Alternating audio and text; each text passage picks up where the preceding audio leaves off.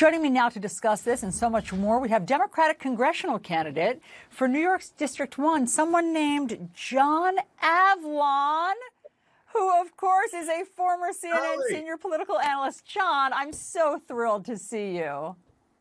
It's wonderful to be on with you, my friend. How are you doing?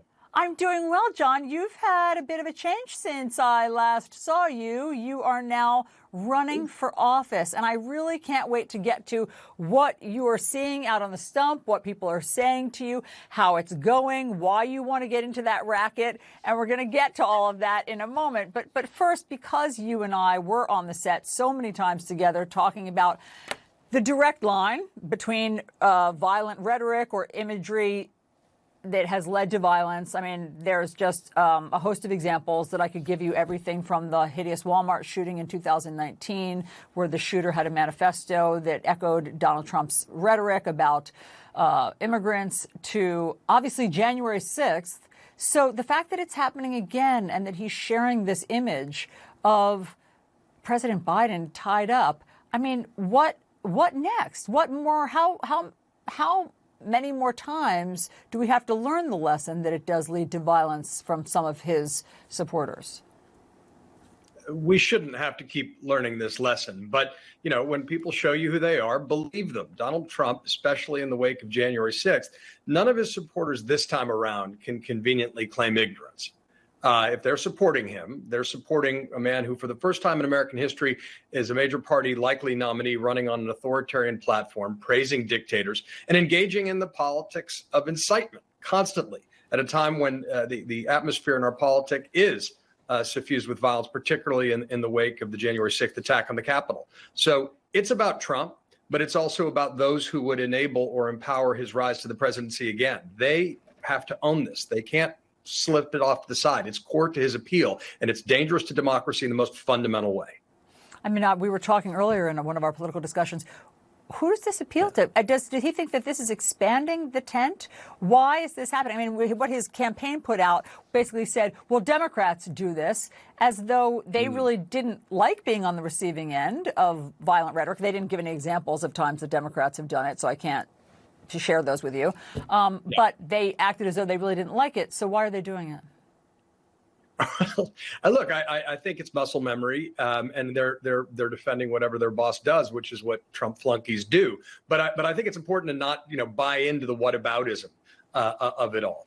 This is something different. It is something distinct. It is something characteristic to him.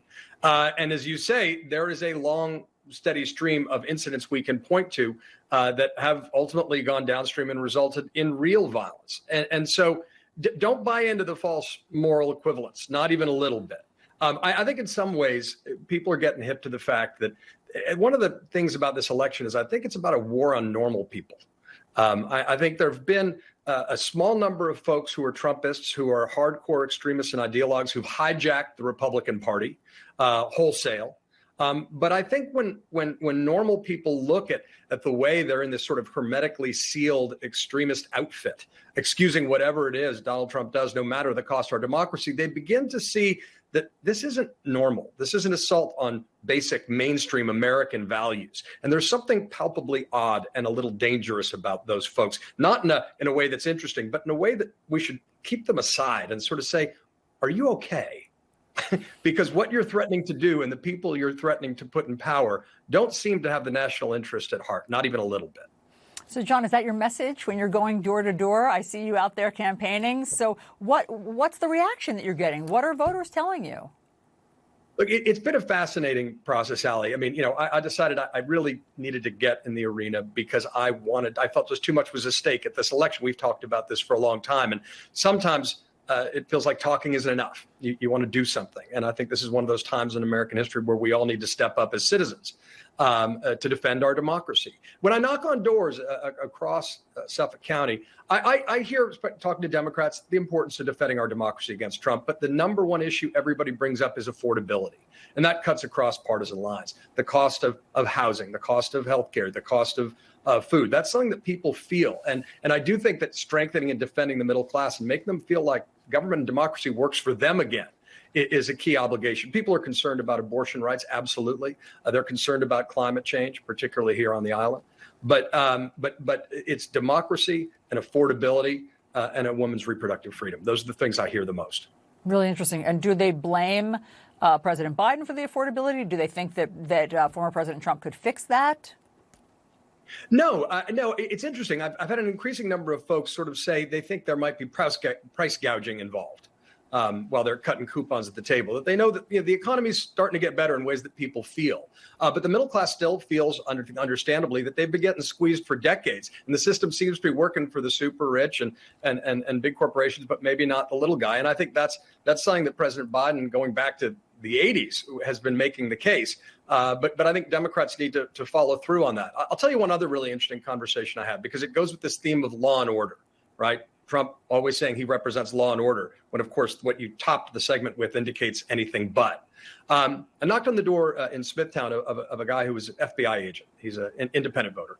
And he knew right away that Republicans were proposing to cut the FBI 6%, and said, that can hurt. That can hurt.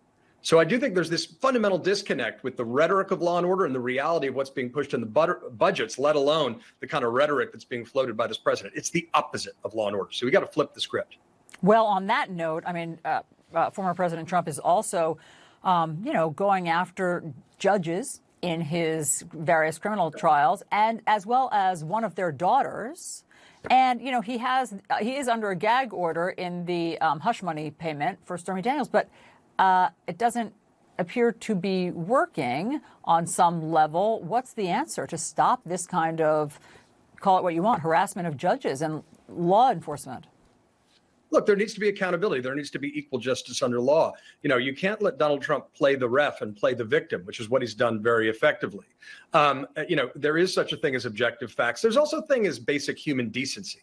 And I think most folks realize that if anybody else was attacking the child of a judge repeatedly, with intentional cruelty, that wouldn't stand. That again, this is the what's wrong. This is the war on normal people, normal values, basic decency that Americans, I think, have and depend upon, being violated by the guy at the top of the ticket who claims to be super patriotic.